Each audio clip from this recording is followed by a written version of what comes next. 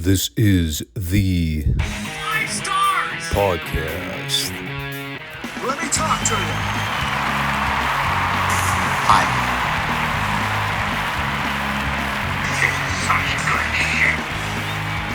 So, what do you guys want to talk about?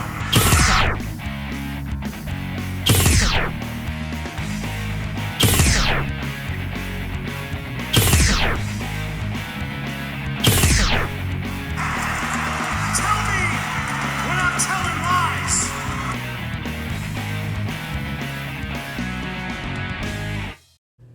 Thanks, guys. Back to you.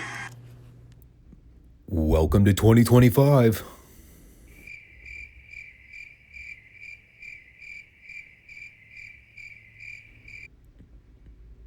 Well, just thought I'd try to break the ice a little bit. Did anybody actually watch the ball drop? Remember when that used to be a big deal? People would gather around the television and stay up until midnight to literally watch a clock change. Are we stupid or what? Nah, I'm just kidding. I've grown up to sort of accept the fact that New Year's Eve is always going to suck. Because evidently when January 1st hits, the entire God-blessed planet decides to break out into hysterics. People firing guns, disco balls going off, cars smashing into each other on the freeway. Just go to bed, people. It's not that big a deal. It is, however, the first FSWR podcast of the new year, which I consider a landmark moment, at least for the channel. And I talked about it last Monday during our end of the year show recap. It's cool to think I've been doing this for 3 years, and I'm still enjoying my time doing it. It's another chapter of wrestling history archived, and it opens up another chapter of new wrestling footage to explore. An endless timeline of wrestling library content. And I'm sure we'll barely even cover half of it by the time I either rage quit or die of a heart attack. If I die of the heart attack, it'll be because of either Retro Raw or probably 1990 WCW. Before we get into the fun stuff, make sure you all subscribe, comment, like the show if you have not already. The FSWR podcast is a weekly wrestling podcast, hosting on Mondays and Fridays on YouTube and Rumble. So make sure you come back to check us out on either of those platforms.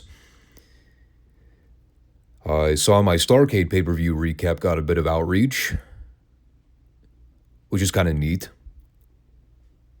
I think that might be the most heavily viewed show I've done yet. Certainly in terms of engagement. I thought the review was aight. Not my best attempt at recapping a show. My voice was kind of shot, unfortunately. But I'll keep aiming to provide the best wrestling content I can. Some weeks are easier than others. Kind of depends on anything we have to review. But we do have a decent amount of stuff to dive into today. And because we are keeping the same format with videos for the time being, we'll go ahead and kick it off with the WCW report. And this was one of those weird end-of-the-year studio shows where they mixed in highlights from Starrcade with the taping block. So a good quarter of the show was mostly recap footage anyway. But they still had a full 2-hour taping block here. So I didn't want to automatically dismiss the entire show. I do encourage people to listen to last week's Starrcade review. Because, I'm not going to spend 15 minutes trying to break down the highlights, since we already covered everything in full regarding the pay-per-view. But I'll at least touch on a few things here and there. I was immediately planning on starting this review off by poking fun at the opener, saying to myself, must be the holidays, because they figured nobody was watching anyway. Why not trot out a 6-girls tag match? And not just that, a 6-girl tag with plenty of time allotted to it. That is when you know they really did not give a fuck this week. I half-heartedly joke when I say that. Keyword half. The match is Misty Blue, Heidi Lee Morgan, and Zula versus Kat LaRue, Linda Dallas, and Mad Dog Debbie. Otherwise known as the only 6 active female wrestlers in the entire year 1988. They were all brought on board to be a part of this tag belt. I know we've seen Misty and Heidi wrestle on TV before. I think Kat's worked as a jobber periodically. I had no earthly clue who either Zula or Mad Dog Debbie was. Was it Debbie Combs? It kind of resembled Debbie Combs, but I don't even know. Who else am I missing in this conversation? Oh, Linda Dallas. I think she wrestled a few times in World Class about a year ago. Back when they'd occasionally do a girls' match in Dallas. Let's just say, I probably had way too much fun watching this match. Mostly in that it was really bad. But it was entertaining bad. I knew it was going to be good when the first spot in the match was a sit-out ass drop, where one of the girls was picked up spread eagle with her legs extended fully outward, and then she was dropped right on the brunt of her ass. If they'd have tried that same move with one of the guys, that would have been the end of his career. Thought it was funny that Heidi's ring gear was essentially a pink blouse, but only from the back. The front part was just regular spandex. But she went out of her way to have specially custom ring gear where she decided, I want to have a blouse, but only from the backside. Whatever. I mean, the most imposing looking female in the whole thing was Zula. So, of course, she doesn't do anything but sell. They just targeted her knee for an hour while Zula failed to make her own comeback against 3 girls she outweighed by a good 50 pounds. JR at one point made the comment, when Zula picked up one of the girls in a bear hug, he just casually goes, I wouldn't want that happening to me. You could just hear the blatant sarcasm. There's a good 5-second delayed pause before JR starts talking again. And they were very quick to get off that subject.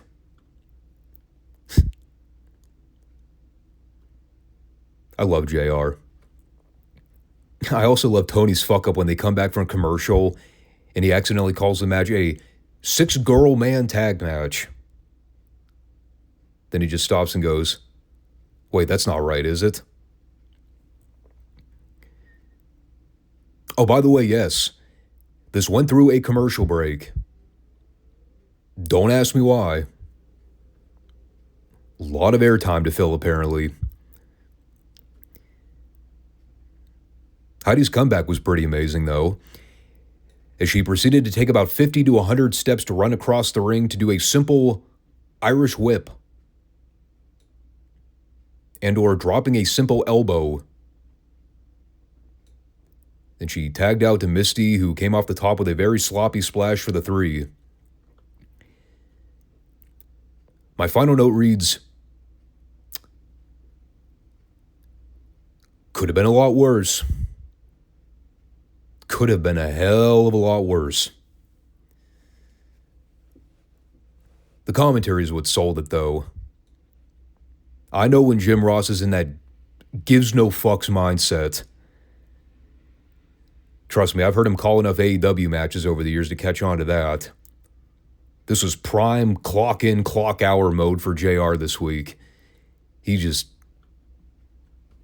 did not care. And so they followed that with a quick pitch over to the commentary booth. That way JR and Tony could inform everybody on the new time change for TBS Saturday night. The time that became very synonymous with the network. 6:05 TBS Superstars on the Superstation. Well, beginning in 1989, that time is now going to bump up an hour. So it will now be a 7:05 Eastern start time. Which, it didn't really affect the programming in any way.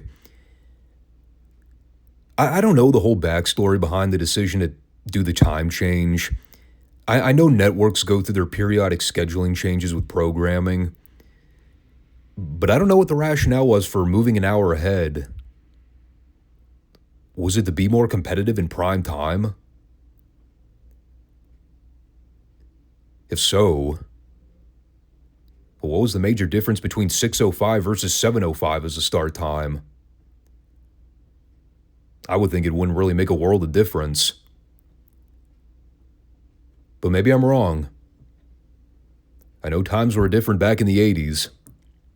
They also went over the format of the show and talked about a few key things we'd see in the 2-hour window. And then they pitched back to the ring for Eddie Gilbert versus Trent Knight.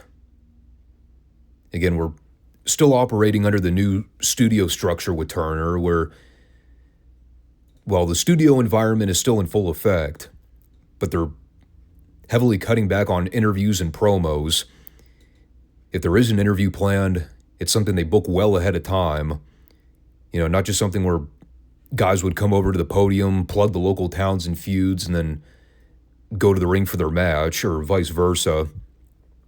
And I've already shared my criticisms about that. I thought it was dumb.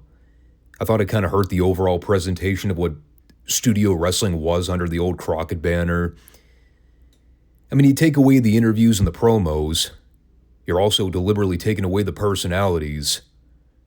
You're just making it way too sporty with focusing too much on the action. And not that that's a bad thing per se, but, it'd be one thing if we were getting Barry Windham versus Bobby Eaton or Ric Flair versus Sting on a weekly basis. Matches where you're pairing the stars against each other, but that's not what they're doing. They're still doing traditional squash matches. So it leads to me saying things like, Eddie Gilbert wrestled a boring squash with Trent Knight where he worked his arm over forever, made a fiery comeback at the end, and then won with a hotshot stun gun. Doesn't mean I hated the match, but it was Eddie Gilbert working with Trent Knight. Trent Knight sucks. There's nothing remotely interesting that ever happens worth mentioning in his matches. Aside from the fact that he still looks like a bootleg Magnum TA. Nor was there anything remotely interesting to say about the Junkyard Dog versus Todd Collins. Beyond anything I've already previously mentioned about the state of JYD in 1988. Match was horrible. Dog was physically constrained by this point. He did slow plotting offense with Collins, went way too long. Eventually he went over with the thump. If you watch the Starrcade review, Dog's performance in that tag match with Ivan wasn't much of an improvement over what we saw here. And we also mentioned how the Dog is basically gone from the NWA by sometime in late January, right? Early February at the latest. So it's probably not even worth harping on, considering his run was so abrupt. He was there and then he was gone. But then we pitched back to the podium where JR was with Eddie Gilbert. And this was actually a pretty imperative interview. Since we reviewed Starrcade the other week, that means we didn't review the studio program that aired right beforehand. And you may recall, the week prior, they promoted a big Barry Windham Eddie Gilbert U.S. title match. So he and JR quickly touched on the fallout to that. Basically, the finish came down to J.J. Dillon getting desperate and coming to the aid of Barry when he was in trouble. They didn't really clarify whether or not it was a DQ finish, but I presume that was the case. And I thought about it while Eddie was talking here. He was basically saying that 5 or 6 years ago, he wouldn't have even thought to strike up a nerve to even challenge a guy like Barry Windham or Ric Flair to a match. But now that he's grown as a performer, now that he's one of them seasoned veterans, well, now he's confident to not just challenge Flair and Windham to a match, but demand a match. And of course, if you know your NWA history well enough, Gilbert and Flair had their issues. They never really saw eye to eye on a lot of things. There was that huge blow-up later in '89 where Gilbert was on the booking committee with Flair. They had a major disagreement about something that kind of led to Flair removing Gilbert from the booking team, which is how we got Jim Cornette coming in to replace him. And I know there was that rumor that circulated years ago that Eddie was originally being considered as one of the Horsemen when they originally thought about reforming the group in '89, which doesn't end up happening. I don't know how much of that's true or not. But you kind of look at what they're doing with Eddie here at the end of '88. I think he ends up wrestling a handful of matches with Flair and Windham between now and like late February, right as they were leading up to the Chi-Town Rumble when they did Flair and Steamboat. So they kind of had a little program going on here. Makes you wonder, how far would they have been willing to go with Gilbert and Flair had things worked out? Maybe not far enough to consider putting the world title on Eddie Gilbert. But you never know. Stranger things have happened. So they followed that with one of those little standby matches. Curtis Thompson versus Bob Emery, which I was actually kind of intrigued by. I say it every time I get the chance to talk about Kurt Thompson's work, man. This guy was really solid. Had a great look. He could move around the ring and actually do some shit. And this was neat in the sense that it was more than just Thompson working with one of the stars and doing a simple job for him. This is actually kind of a Kurt Thompson feature. And he had some fans. People were starting to rally behind him a little bit. And the work was fine. I'm not saying Kurt Thompson should have been the next U.S. heavyweight champion coming out of this. But of all the job guys we've talked about over the last how many years, I mean, there are very few that have actually seen progress. In the pantheon of all-time NWA studio jobbers, you have Mike Jackson, George South, maybe Rocky King, the Mulkeys, just for pure entertainment value. But Kurt Thompson's actually somebody I've seen grow and improve. And again, he looked good here. I think the biggest disservice they did him was having the match go way too long. But they had a competitive match. Crowd stayed with it the whole time.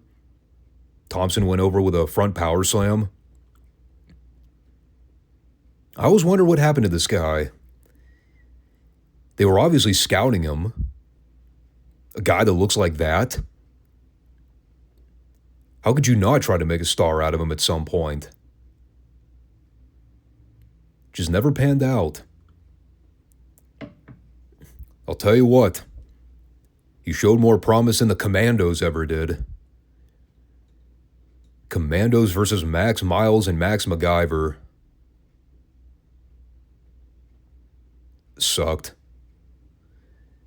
Big lumbering fat guy spots. Nobody in the crowd gave a shit. They won with their splash. Actually, it wasn't even a combination splash this time. It was just one of the Commandos hitting the splash and getting the 3. Fucking garbage. Then we had the Texas Broncos taking on Randy Hogan and Mike Justice. I was a massive fan of the phantom arm drag spot in the opening moments, where Mike Justice utterly failed at taking an arm drag from Kendall Windham. So he basically just took his own flip bump. This was this was actually one of those sloppy matches that you can't even really negatively condemn, because everybody was trying here. You had a couple problems. Kendall and Dustin were obviously green, and they were essentially wrestling guys with 2 left feet. In the case of Mike Justice, I'm not even sure if it was 2 left feet. Might have been 1 left foot and a disemboweled left hand. Terrible. But Kendall and Dustin did the best they could with what they were given. And they broke out some double team spots, including a terrible looking double drop kick spot where Kendall nearly came down and landed right on Dustin's head. That was funny. And then for the finish, I wrote, Kendall gives Randy Hogan a bulldog. Dustin goes up for a flying elbow drop. Wait a sec. Never mind. He changed his mind. My guess is that Randy was out of position. So Dustin just said, fuck it, I'm not in the mood to kill this guy. So he just went back down to the mat and pinned him.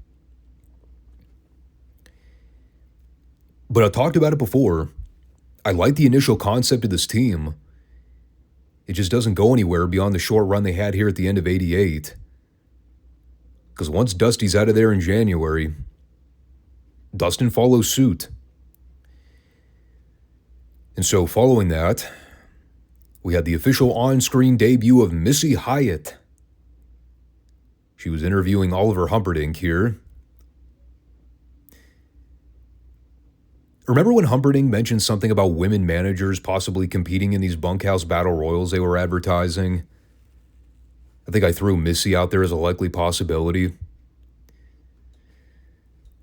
It turns out Missy was even too smart to want to get involved with that clusterfuckdom. So, while this interview was kind of creepy, Humperdinck plugged the bunkhouse battle royals. Missy tried to insinuate that she knows a few women that could easily take Humperdinck in a fight. And then Humperdinck tried to hit on Missy by saying after he wins the 10 grand, maybe she could please him in the bedroom. Missy rejected him by referring to Humperdinck as Bub,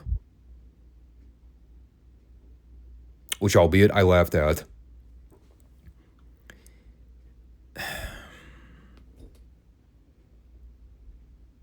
Is that going to be a recurring thing now? Or anytime Missy's scheduled to interview one of the boys, we're going to have to hear him constantly hitting on her? I mean,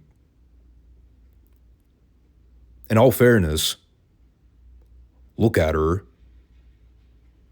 She's not exactly Mae Young. She was kind of nice to look at.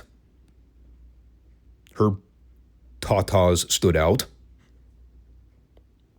I have to assume there was a reason they put her out there as an interviewer. Definitely not because she was Mean Gene Okerlund in terms of asking the tough questions. So then we had the original Midnights taking on Tony Suber and Bo Graham. Paulie is now sporting his signature broomstick gimmick.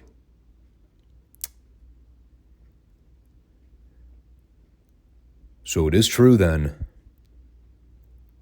The fact that Kenny Omega stole Paulie's gimmick in 1989. Remember when Omega used to call himself the Cleaner? And he'd bring that fucking broomstick out to the ring with him during his hardcore matches? What a tool. But now we know where he got the Cleaner gimmick from. He stole it from Paul Heyman. By the way, this is the world's puniest fucking broom. Where the hell did Paul find this thing? Or did he leave it in the dryer too long? The hell was going on with that? It's like, I mean, it's the worst attempt at ripping off JC. And I know that's the whole point. It's being done to get heat. But it's still really fucking stupid. Heyman out there with his derpy-looking broom, pretending to sweep up the ring of all the filth and disgust. I have to talk about my favorite moment in this match, without question. It was so good I went back and watched it like 5 times in a row. There's a point where Dennis tags out the Randy, and I think it was Bo Graham who was in the ring at the time. He inadvertently trips Dennis as he's trying to get out to the apron. Literally not his fault. Dennis just wasn't looking where he was going. But because we know the kind of guy Dennis was, when he stumbled over Bo here, Dennis looked down and he stomped this guy right in the fucking face as hard as he could. It was so beautiful. Completely unprofessional, but funny as hell. Also funny, the announcers taking shots at Paul Lee anytime they could, wishing he could get on a bus and truck right off. See what they did there? I also like the point where Randy Rose grabbed Paul's phone, pretended to make a phone call in the middle of the match. Tony goes, "Who's Randy calling?" JR responds, "Who knows? Maybe Domino's." And they said Paul Heyman would be great working in the profession of cleaning up animal shit after circus parades.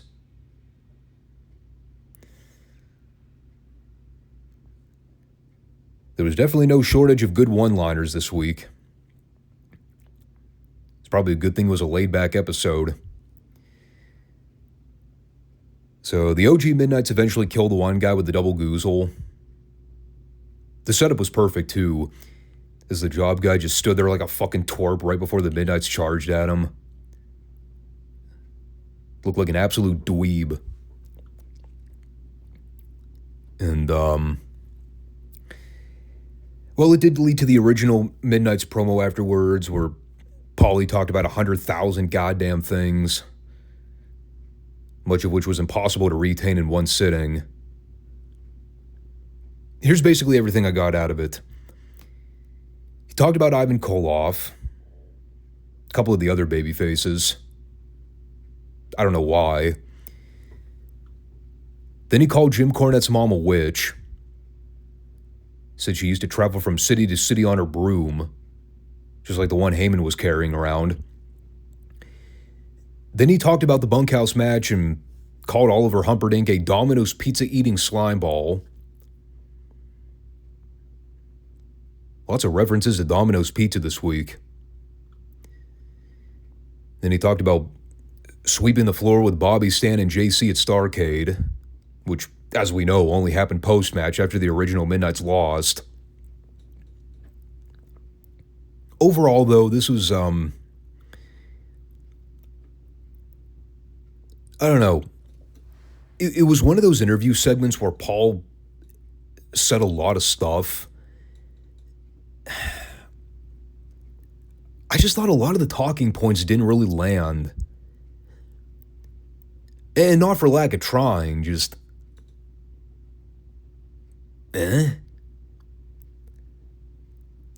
Okay, first of all, what the hell did Ivan Koloff have to do with any of this? And second off, again, you're going to have the guy blatantly rip off Jim Cornette's gimmick. Fine. But it's not resonating with me. I look at it this way. It'd be one thing if Heyman was a much better talker than JC at this point. But I think even Paul Lee would agree that he was overthinking a lot of this content back in 1988. Like, he was trying so hard to come up with all this shit on the fly. And it just, again, it never landed the same way with the way Corny said his one-liners. And I understand he's a heel. I get the whole concept of trying to steal another guy's gimmick. I don't know, dude. Maybe I'm in the minority here, but the more I go back and listen to Paul Lee with the original Midnights, I'm starting to wonder if maybe Jim Crockett was kind of justified in pulling the rug out from under this. I know the rumor is he didn't really like Randy Rose's work, but I think there were a couple other factors at play here. Maybe it's just me, but I always considered the work between the teams good. The angles were super hot leading up to Starrcade, but some of these Paul E promos are just, they're not doing anything for me. It's like he almost gets over the hump, but he doesn't quite stick the landing at the very end. You know what I mean? Is it nerves? Is it experience? Maybe a combination of those things? Him getting in his own head? I don't know. But it's kind of where I'm at with the Midnights versus Midnights feud.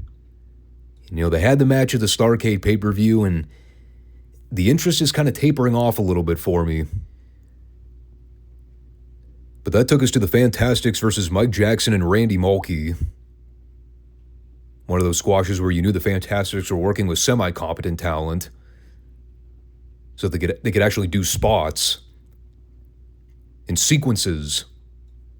Some fun double team work in the early goings where Jackson and Mulkey tried to illegally attack the Fantastics, but Fulton and Rogers did some quick flashy stuff to evade them. I love the work between Fulton and Jackson. Goes without saying. Mike Jackson could work with just about anybody. I even got a kick out of the finish. Fulton goes to pick up Jackson onto his shoulders for a fireman's carry. But from that position, Tommy Rogers uses Jackson's back as a platform to come off and do a splash onto Randy Mulkey for the 3. And of course, I'm watching as Fulton's holding Jackson up. I'm like, is he going to do a fireman's carry roll onto Mulkey and then pin him that way? No. He just spun Jackson around in the air while Rogers went over to cover Mulkey. The old airplane spin maneuver. Fun stuff. It's always nice when you actually get to see good workers in there that know how to do shit. I think the boys have more confidence in actually trying to make the match a more than just go through the motions type thing. You think about it from the Fantastic standpoint. They go out there and they're like, oh, look that. Mike Jackson's in the ring.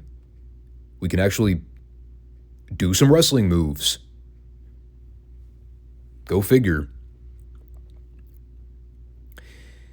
So here was the point in the show where they started airing some of the Starrcade footage.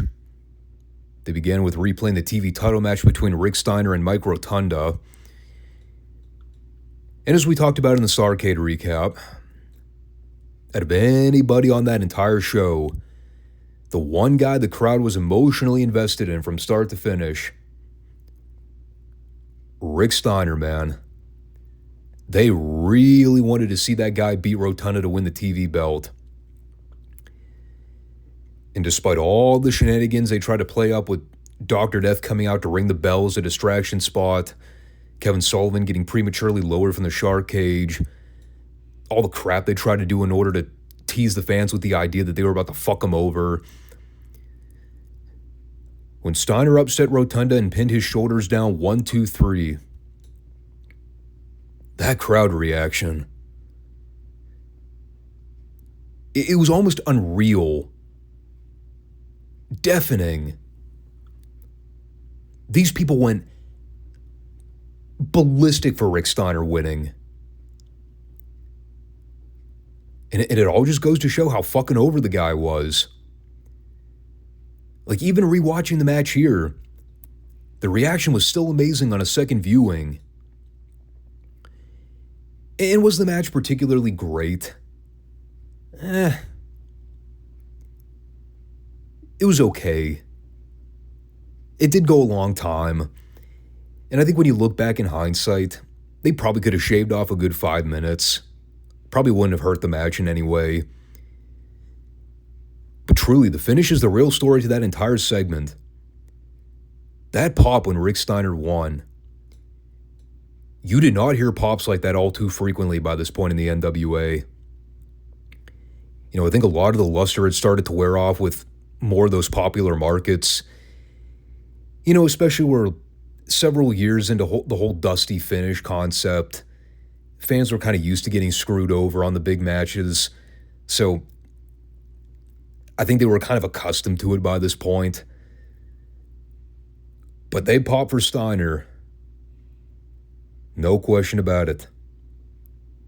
A star was made at Starrcade 88. No doubt. And they also aired the exclusive interview they taped after the Luger Flair title match. Magnum TA's in the locker room with JJ, Dillon, and Rick. And this was Ric Flair's opportunity to sell the pay-per-view and kind of be the company's spokesman for a few minutes before getting back into character. It is kind of amazing when you think about how easily Flair could flip that switch between the face and heel persona. Like 1 minute he's putting over the company and talking about how great the sport of wrestling is. And in the same breath, he's burying all the baby faces and talking about how awesome he is. It's what made Flair an all-time great.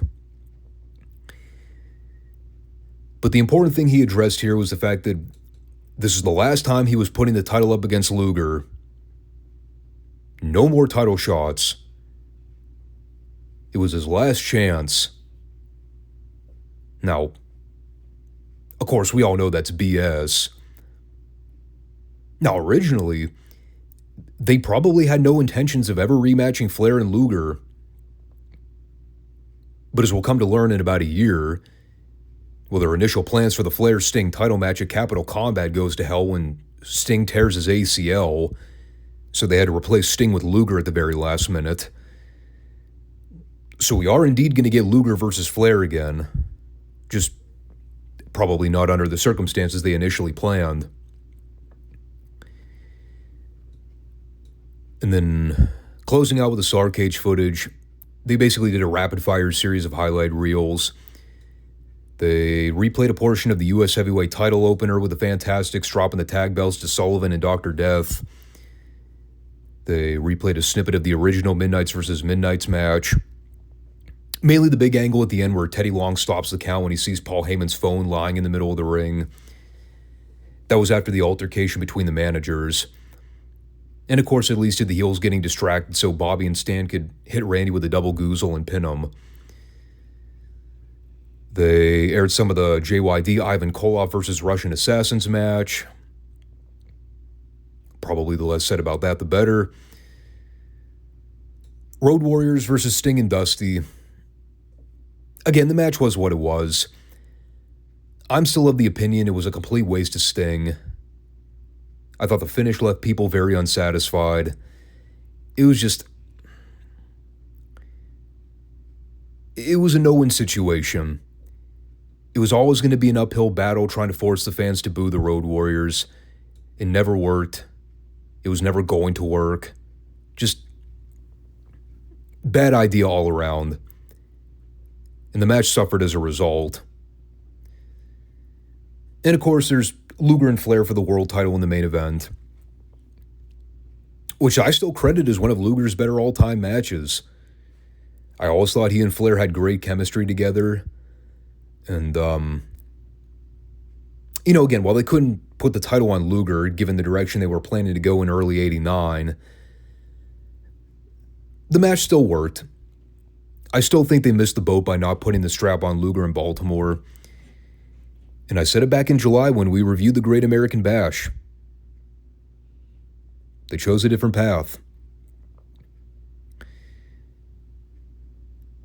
Admittedly, it's tough to really talk about the footage when they just kind of gloss over everything in rapid succession. I think it was more of just a way to try to market the people to buy the replay. Give them just enough to want to dish out the money to order the pay-per-view again. And,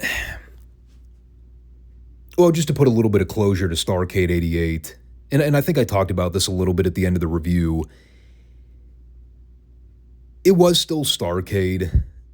There were good moments on the show, but I think you could kind of see the tide turning for the coming year. It really was the final journey for a lot of those so-called Crockett safeguards. We talked about the laundry list of guys that really aren't around much longer following that pay-per-view. I mean, what was it, like 50% of the card? It's pretty telling. And yeah, there was the whole decision to move Starrcade to December, which was kind of required. Survivor Series was a thing now. WCW wasn't able to compete on that level, especially with Vince having a death grip on the cable provider's testicles. I think when I look back, we've done, four Starrcade reviews now? Yeah, we did 85, 86, 87, and now 88. I think it's safe to say the Starrcade charm, it kind of died in 87. Once Vince got in there to muddy up Crockett's business, it was pretty much over. And now Starrcade is just another pay-per-view in the collection of WCW events. And a lot's about to change in the coming year. And there's still some good stuff. Terry Funk showing up later on to do the feud with Flair. Ricky Steamboat and Flair. I mean, we do have some all-time classics coming up. It's not to say everything went to hell in a handbasket in 89, but there are definitely some booking qualms that are going to become very prevalent in the next 12 months. And the next 12 months after that. But we're going to cover it all and see where things really went wrong in WCW. Was it all Jim Hurt's fault? Only partially. There was a conglomeration of many issues with the way that company was run. Hurt was just the tip of the iceberg. So as we wind down the year in Midsouth, had a pretty fun little end of the year edition this week. There have been two main stories at the helm they've been trying to get over. You have all the stuff going on with the Russians, and you also have the Magnum TA Mr. Wrestling 2 pairing. And last week we got a little behind the scenes scoop on how Wrestling 2's been helping Magnum train. And Bill Watts talked at the beginning here how Midsouth wants to start bringing the camera crew outside the studio grounds in order to cover more of what goes on with the talent that's not directly in front of the crowd. So, kind of like last week when they showed us JR interviewing Wrestling 2 from the gym, and we saw Magnum working on some of the machinery equipment, mainly working on his lower body in order to build some more muscle. It all kind of tied in with this week's pre-tape, which was, albeit kind of silly in its own right, but it was still neat. I think it was just more of the visual of Mr. Wrestling 2 standing outside in the freezing cold, wearing a long black trench coat, short shorts,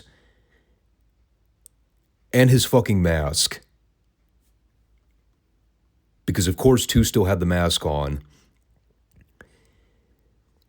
And while he's talking with JR about his next method of training with Magnum, here we see him and JR holding what appears to be some kind of heavy bag of, I don't know, chicken feed? Maybe sand? think it was scratch mix that you typically see farmers dump out for the chicken coop, or whatever it was. The whole point was for Magnum to come charging at the bag as hard as he could so he could give it the knee lift and break the seam of the bag open. And he gave it a few failed attempts before two was like, nah. You got to hit it like a cheap whore. He didn't actually say that part out loud. That was sort of implied. So they then cut to the tape where you see JR and Magnum holding the bag. That's when two comes running at it and manages to break the seam open. It was hokey without being downright insulting or idiotic. We'll just put it that way. The more important takeaway, I think, was Watts establishing that Midsouth was aiming to do more of these pre-taped segments outside the Irish McNeil Boys Club, which I thought was a good move. You know, it gave them a chance to be more creative with the interviews and the promos they shoot that didn't necessarily have to take place in the ring or at the announce booth, because that can get kind of dry. And, of course, this was back before everything got way too stagey with overproduction. And nowadays, all the pre-tapes you see in wrestling have to be some type of dramatic cinematography. But this wasn't like that. It was like a glorified home video. It was just Jim Ross taking his camera team out to film Magnum and Wrestling 2 working out together. It's logical. It's a unique way of them showcasing the talent outside the barriers of just working regular TV squashes. So it works. And there's obviously been a reason for them showcasing these guys working extra hard in the gym. It's all designed to help build up their eventual tag team title match with Butch Reed and Jim Neidhart, the Mid-South Tag Team Champions. The match that took place on Christmas night in the Superdome in New Orleans. What they billed as a title versus mask cage match for the Mid-South tag belts. Whew. In other words, a hat on a hat on a hat on a hat stipulation match. There's a lot going on here. And, you know, so they're playing the edited highlight reel, and you see all the different stories that play throughout the match. And first of all, let me just say, and I know I'm basing this entirely off of edited highlight footage, but from everything they aired here, damn, what a fucking match. This is great. And again, there was a lot happening here, but it was so well thought out when you think about the sequence of events that took place here. Like the whole drama of the match being based around the possibility of the heels getting to unmask Wrestling 2. So as you're seeing the ebb and flow, the back and forth exchange between babyface Flurry versus heel Heat, I mean, you really don't know which way things are going to go. Like 1 minute they're showing Magnum taking bumps off the side of the cage and falling to the concrete. Heels are dominating him and keeping him isolated in their corner. Then the next minute you're seeing Wrestling 2 starting to make a comeback, only to then get cut off when the heels start pulling shenanigans behind Carl Fergie's back. Oh, by the way, yes, Carl Fergie was the official for this match. So my instincts were correct. I knew the name Carl Fergie sounded really familiar when I was thinking back to Mid-South officials once upon a time. And I believe this was his first official match as a Mid-South referee. And, you know, I understand for a lot of modern wrestling fans, there's going to be the obvious complaint of, okay, why are there tag matches in a no disqualification cage match? Shouldn't all four guys be able to go at it without repercussion? Well, I mean, if we are being impartial, It doesn't make a lick of sense. Suspension of disbelief, brother. That's all I got for you. You know, at the same time, it didn't really factor into much of the overall story. Because even at the points where the heels had visual pinfalls on the baby faces, more notably, I'm referring to the part where Neidhart kept arguing with Butch Reed from the apron that he wanted to be the guy to unmask too. And this is where things really turned in favor for the baby faces. The whole idea that Neidhart was so obsessed with unmasking too, he forgot about the fact that they still needed to win the fucking match. So like a dolt, he pulls Wrestling 2 off the mat multiple times to try to go for the mask. But then we come to find out Wrestling 2 was wearing a second mask underneath the initial one. Because even he figured the heels would try to do something dastardly, knowing what the rules of the match were. So while Neidhart pulls off the mask and reveals it to Reed, you know, he's so proud of himself. But meanwhile, you see Reed waving his hands in the air like, dude, Wrestling 2's tagging in Magnum. Pay attention. Fast forward a minute later, Magnum is making his comeback, catches Neidhart with a running knee lift. 1, 2, 3. New Mid-South Tag Team Champions. How about that? Great finish. Great timeline of events. Great work with all four guys. And again, I'm totally basing this off of anything they showed in the film here. I can only imagine what it must have been like seeing it live.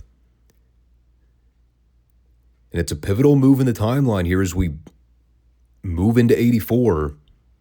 You got a fresh babyface tag team on top now. They've obviously begun some dissension with Butch Reed and the Anvil, which they're going to pay off in the next segment. So again, great lead into the new year. Another new story developing amongst the top guys. And it opens up the door for new heel challengers to go after Magnum and 2. Now, who in the world could those teammates be? Perhaps a young Midnight Express? Stay posted. Staying on the topic of the match, though, because we're not done. We had 2 post-match interviews in the locker room between the babyface and the heel side of the equation. As expected, it was a mix of both worlds. You know, the babyfaces are super elated to be the new champs. Magnum and Wrestling 2 talking about how it's a great Christmas gift. They're excited for the road ahead of them. 2 talking about how Magnum lived up to his expectations and did everything to stay alive and keep fighting like a champion would. And, well, then there's Butch Reed and Jim Neidhart, who were rather unpleased with how things went. More so, it was Reed sharing his take on everything. This is so great.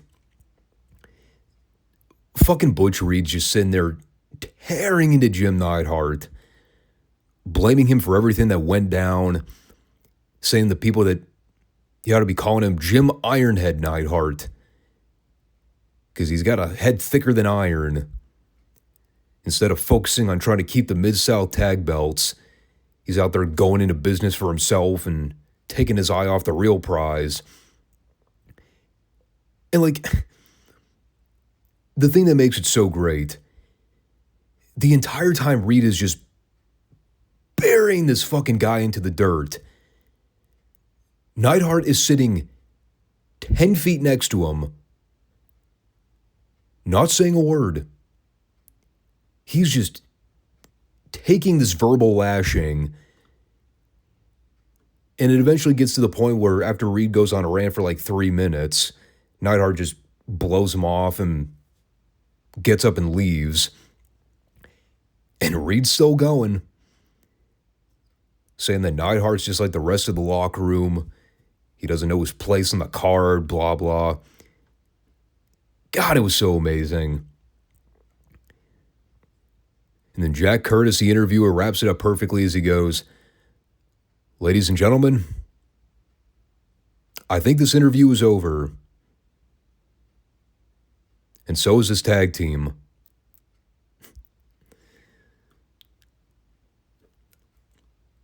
I mean, I went back and watched the whole thing again. It was so great. The Anvil just sitting there totally dumbfounded, probably thinking to himself, who the fuck does this jabroni think he is? Now, of course, in the initial pre-tape here, they never came to blows, never got into a physical altercation. Neidhart didn't even say a fucking word back to him. He's just like, screw this dude's attitude. I'm out of here. Classic Butch Reed promo work. Now, that was just a precursor to set up everything that happened afterwards. Turns out they left the film rolling just a bit longer after Neidhart walked off. So while Reed is continuing to rip into him, just the meanest shit talk you've ever heard. And that's when we see Neidhart come back and get in Reed's face. And then we see both guys get into the fight. So when you think about it, the only reason the Anvil came back into the room was because Butch Reed still would not stop running his mouth. He would not shut up after the interview was over. Still had to keep running his fucking dick licker.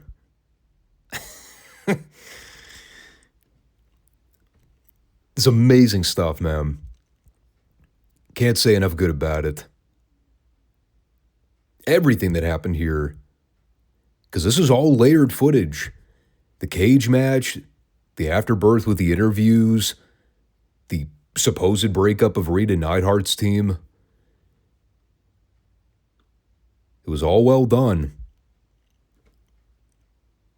And that led us to another piece of big business. More edited highlights from the Superdome show. They had Hacksaw Jim Duggan taking on Crusher Darso. Of course, we all know the ongoing issue between the Russians, Duggan, and JYD. That's all documented. And things have really started to escalate with a personal grudge ever since Darso aligned with Volkov. So as the match unfolds, we see things get really heated between Duggan and Darso, especially at the point Darso comes up bleeding from the forehead. And that's where we see Pee Wee Anderson try to step in to check on Darso's conditioning. But Duggan seems to have lost his cool entirely by this point in the match. So he gets fed up with Anderson constantly getting in his way, and he actually dumps him out to the floor, which opens up the window for Volkov to run down and help Darso cheat to gain the advantage. And we see them hit Duggan with a gimmick on the floor, run him into the ring post. I mean, he's rendered basically unconscious. So Darso wins via countout. And that wasn't the only bad news for Duggan here. Because of him getting physical with the ref, he was also fined $500. Which in 1983, that was certainly not pocket change. That was a heavy fine he got slapped with. And, well, to be fair, I mean, the match didn't look anything to write home about. But in terms of the heat finish and continuing to advance the Russia versus America blood feud into 84, I thought it was effective. Then we came back to hear more of Bill Watts' extended thoughts on the Midnight Express, one of the newer additions to the Midsouth roster. And he certainly had plenty to say here. It kind of got me thinking about how crazy perspective changes with time. Like the whole idea here is that Watts is putting over how quick-footed the Midnights are, that they're not necessarily the biggest athletes in the world, but they're still deadly incapable, just like all the bigger guys we've seen come through Midsouth in the last few years. And, he's mentioning all these huge guys we've seen throughout the year. King Kong Bundy, Andre the Giant, Tony Atlas, Big John Studd, Kamala, One Man Gang. Like all these massive behemoths of men that have wrestled in the territory once upon a time. And then you see these slighter, skinnier guys in the form of Dennis Condrey and Bobby Eaton show up. You're like, what the hell's the big deal with these guys? And of course, me, the average wrestling fan watching in 2025, I look back at this and think, did people actually talk about Dennis and Bobby being smaller dudes? Because, they sure as fuck look like giants by today's standards, don't they? Christ, Dennis and Bobby would have been considered super heavyweights by today's economy. Are you kidding? They look like Andre the Giant standing next to fucking Action Andretti or Leo Rush or Wheeler Yuta. Half the goddamn AEW roster now that I think of it. I'm pretty sure these guys are both bigger than FTR.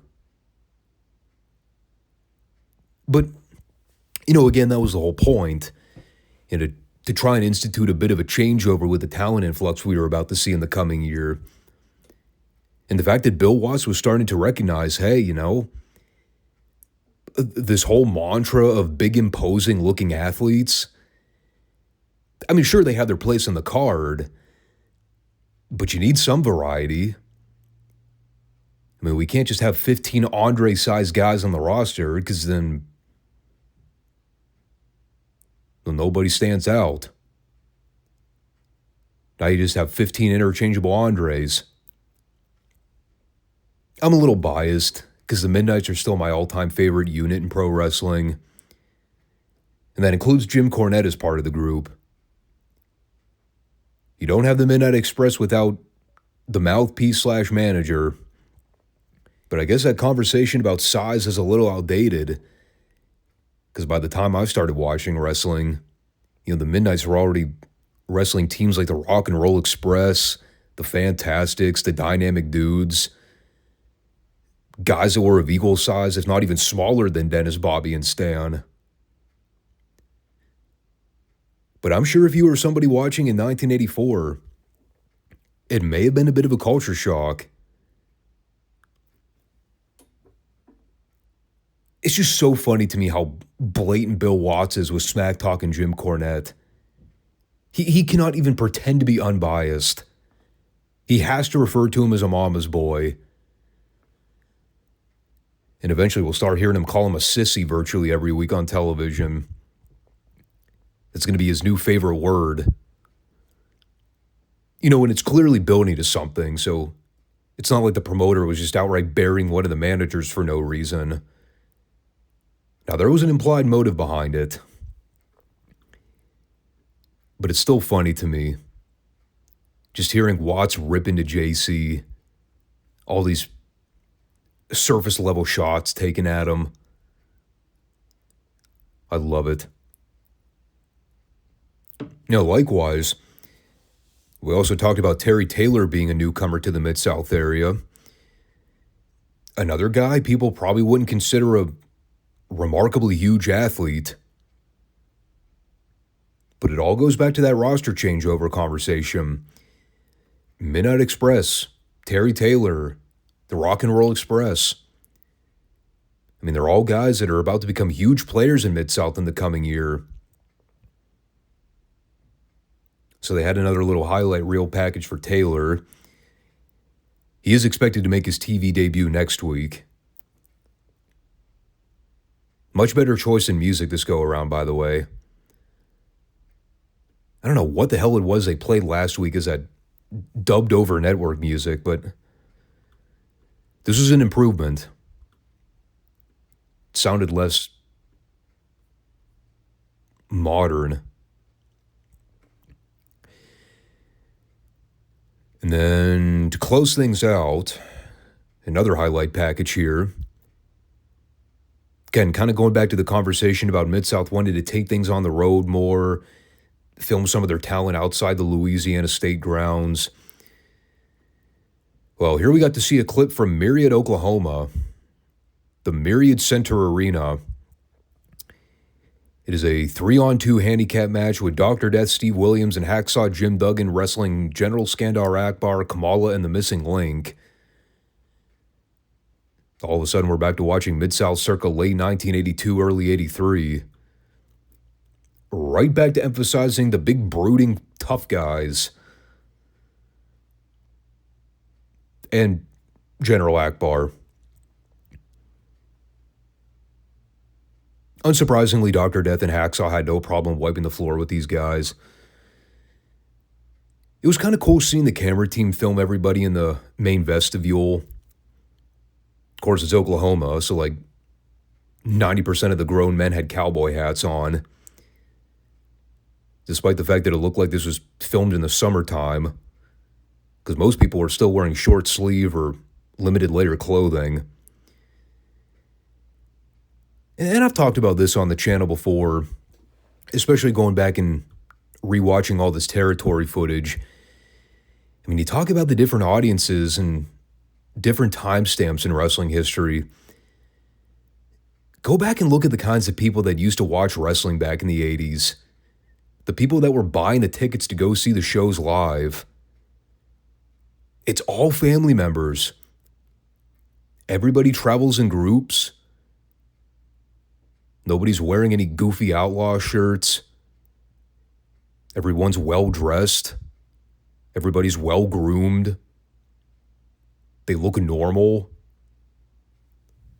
Nobody's got fucking green hair or stupid-looking tattoos and piercings. I mean, this used to be wrestling. It was a real family get-together type event. Just normal, average, blue-collar working people that enjoyed the sport. Air quotes, I know. It's a work. But you get what I'm talking about. God, I really miss the old days, man. Times are so much better when the business was taken seriously. And it had a modicum of respect that was put toward it. I mean, overall, the show was a primarily taped highlight reel, but they still advanced a lot of stuff, especially in the tag division. You know, I like how Watts is trying to get over some of the newer names we're about to see in the coming weeks. You can already tell he's gung-ho on making the Midnight Express a top priority. And as I've been saying throughout most of the fall season, 1984 is where business really picks up. Astronomically. And it's going to be a lot of fun for me personally, getting a chance to go back and rewatch all this old content. I mean, I still remember binge watching the shit out of the Mid-South footage when they started uploading all that classic content to the old WWE network. And we're talking, what, 5 or 6 years ago? And that was just me casually browsing stuff. But now we're going to get to do a thorough deep dive into the peak years, look at everything on a week-by-week basis, actually get a chance to see what real competent booking looks like. Take note, TK.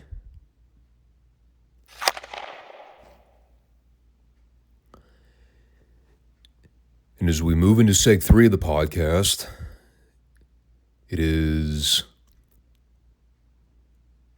technically our first episode of the new year for World Class, although the matches were taped on Christmas night, so we are still in 1985 according to the taping date. But here we are. Christmas Star Wars. And my, how 3 years makes a vast difference. I'm old enough to remember sitting here a few years ago talking about the impact of Christmas Star Wars 1982, Kerry and Flair in the cage, the Freebirds heel turn, everything it led to over the next couple years of doing record business for World Class. Here we are in 1985. I mean, they're yet again going back to the well with another Von Erich versus Freebird six-man. Of course, now the picture's a lot different since we're in a post-David Von Erich period. So rather, David being part of the feud now, they kind of had to throw Lance in there, which, yeah. Probably all that needs to be said about that. Bill Mercer trying to sell Kerry and Kevin as, and I quote, the Cosmic Cowboys. Thank fucking God that team name never stuck. The Cosmic Cowboys.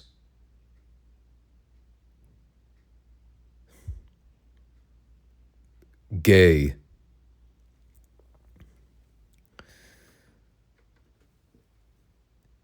Anyway, we'll get into the taping block this week and cover the matches they aired in the 1 hour window. But again, just to wrap up what I was saying a minute ago, it's only been 3 years since the Freebird heel turn. And just viewing the difference between World Class in 82, 83, 84, now we're about to head into 86. The company's a shell of what it used to be. Like, I remember how excited I was to get the chance to talk about that cage match at Christmas Star Wars 3 years ago. This year it was kind of like, oh, well, we need to put together a reunion arena card somehow, so fuck it, we'll book another Freebird Von Erich match. Even though the luster really isn't there anymore. And then we'll just fill out the rest of the card with the remaining stars we have. Which, mind you, were not a whole lot to begin with. The Cosmic Cowboys. I couldn't get over that. I felt like I needed to take a shower after hearing that. So after they go through the opening fanfare with Ralph Poley singing America the Beautiful, the first official match on the card is the Missing Link versus Jack Victory. Refer back to what I said a minute ago about the state of the world-class roster in 1985-86. Literally just trying to fill bodies on a card. I'm telling you, man, if I bought a ticket to see a show live, and the first match you give me is The Missing Link versus Jack Victory, I think I would have just walked out. The match is absolutely fucking horrible. Jack Victory's out there wearing heartthrob-inspired ring pants, which are basically pink tights with red hearts randomly placed everywhere. There wasn't even really a pattern to it. My notes simply read, god-awful. Jack Victory looked completely lost trying to figure out what the hell he was supposed to do with the Link. Link attempts to steal Bill Mercer's TV monitor for some reason. Link wins with something, didn't care enough to rewind to see what it was.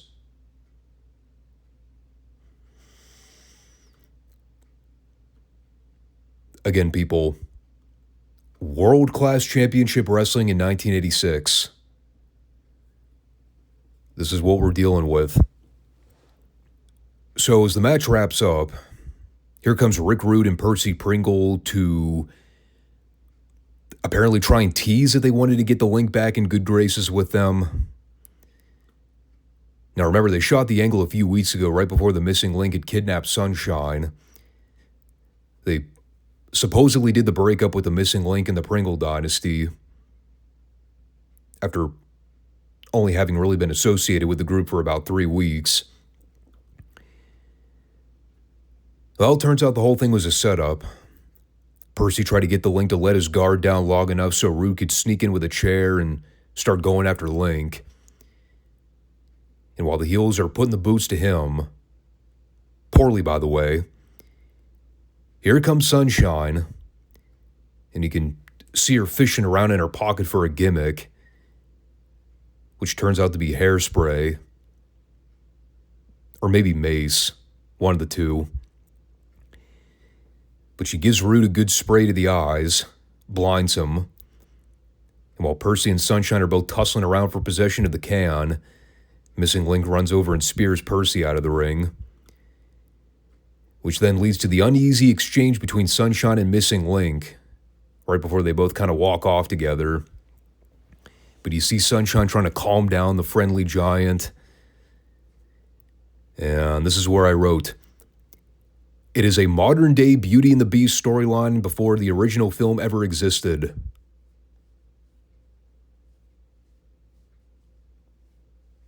Now that I think of it, when did the original Disney's Beauty and the Beast come out? Was that like mid-90s? I remember seeing a lot of Disney stuff in theaters growing up. I don't think I ever saw Beauty and the Beast in theaters, though. I just remember being a mark for all the Toy Story films. In any case, hey, imagine that. World class, way ahead of the times here in 1986. They beat Disney to the punch. The good old Beauty and the Beast fable. They should have sued for copyright infringement. Could have stayed in business longer. But in keeping with the theme of the prelim stuff they aired earlier on the card, we had Terry Gordy and Buddy Roberts of the Freebirds taking on Dave Peterson and Mark Youngblood. Michael Hayes conspicuous by his absence. Again, it's always fun to get a chance to talk about the fabulous Freebirds. You know, considering how much they were in and out of the territory over the last few years. I think we've come to learn that when they're absent from the picture, it leaves a pretty huge gaping hole in the product. And of course, when you're talking about Gordy and Roberts as a pair, you're mainly talking about the workhorse teammates in the Freebird group. I don't think most people would argue Hayes was probably the weakest in-ring worker of the three original members. He was always more the mouthpiece/promo of the group. I thought the action was okay. It was weird seeing Gordy sell his knee for the babyfaces in the opening several minutes. I mean, you think the one fucking guy in the match that probably shouldn't sell, and Gordy's the one taking all the bumps and flopping around like a fish for the opposition. Keep in mind the guys they were wrestling, by the way. But they had a simple formula. Gave the babyfaces a little bit of shine. But once they cut Youngblood off, that left Peterson alone to fend for himself. And the Freebirds eventually did their big double team spot. Gordy giving him the middle rope power slam, which we saw him do to Kerry Von Erich in Fort Worth when they made their big return.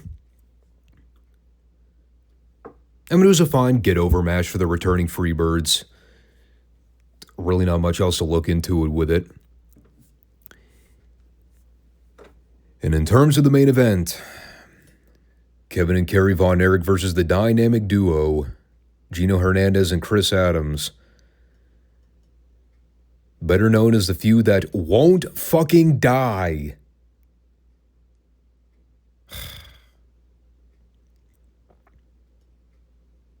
Sorry, I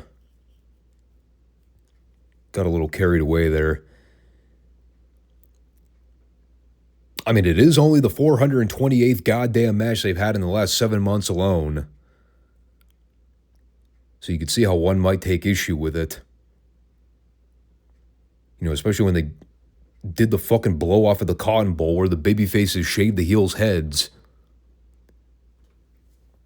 But I guess the heels still have the tag belts at the time, so got to make sure we give the Texas fans a real proper payoff. What do you say about it? The match is good. It always is. It's literally the same match we've talked about the previous 400-something times we've seen it. They all work extraordinarily well together. I always loved Chris and Gino as a heel pairing. You know, the sad reality is that we're only about a month or so out from Gino's unexpected passing. So pretty soon the dynamic duo is no longer going to be a thing.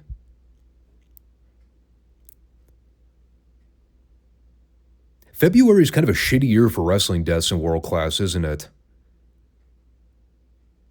David died in February of '84, right? And Gino died in February of '86. I think both of them just within days of each other, too. It's kind of scary. I mean, the crowd's going nuts for virtually every spot in the match. You'd have thought they'd never seen the fucking thing before. Of course, the thing we all know about Gino and Chris is that they're masters at milking heat from the crowd. So even though the match is pretty back and forth, and when Chris and Gino do get a chance to work over Kerry and Kevin, they're just soaking in that heat like a sponge. And we do get an interesting angle at the end, so I can't completely dismiss the action. Actually got some story development here that seems to indirectly cap off the Von Erich Gino Chris program. And who would have thought it would have been because of dissension between the heels? And I will admit, this did kind of come out of nowhere. But even though it was rushed, it still kind of paid off in front of the crowd. Chris goes to cut off Kevin in the closing minutes.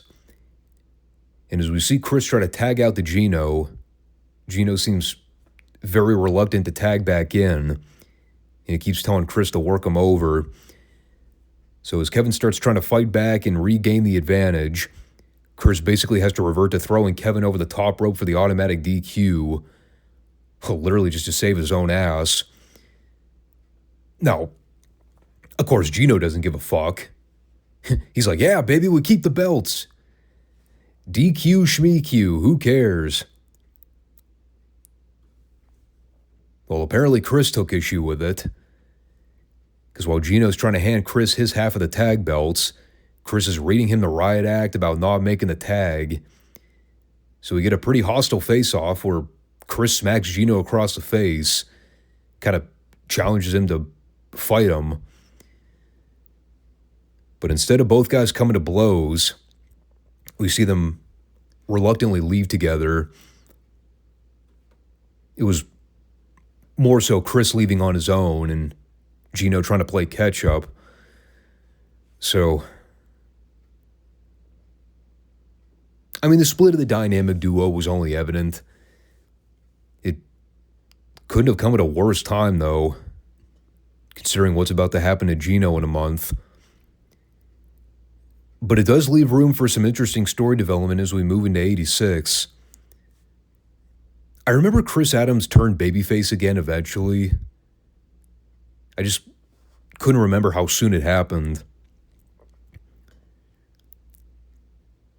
I guess I do kind of find it funny how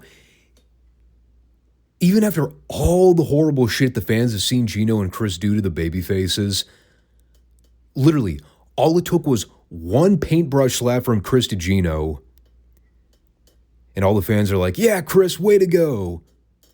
Stand up for yourself. If you think about it, wrestling fans really did not have high standards back in the 80s. You could have run over somebody's grandmother in the parking lot with a pickup truck. But by God, if you smacked that heel across the face for disrespecting you, you became the number one babyface in the territory all over again.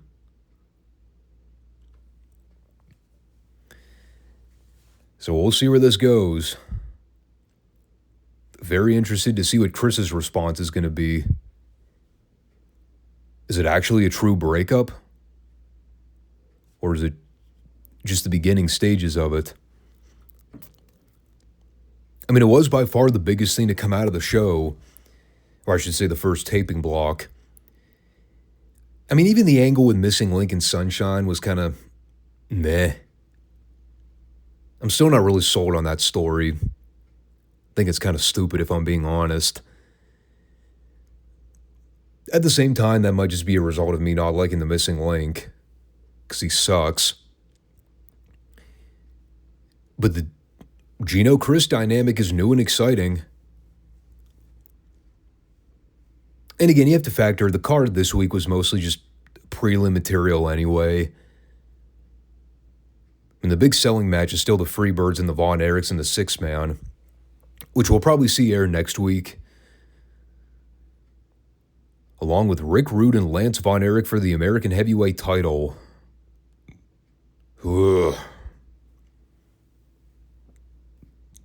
Don't really know what to make of that. We'll see when we get there. But that is going to wrap up this Friday show here. Once again, appreciate everybody that comes back to check out the show every week. And I think we'll be returning back to regular form this coming Monday, because Retro Raw is back in session. Of course, not on Peacock, because that deal is no longer in place. However, if I check my sources real quick, I think there still might be a means to accessing that footage. Just need to make sure it's still up. Well, it may in fact be. Holy cow, it still is. Thank God for pirating. Well, let's just say this.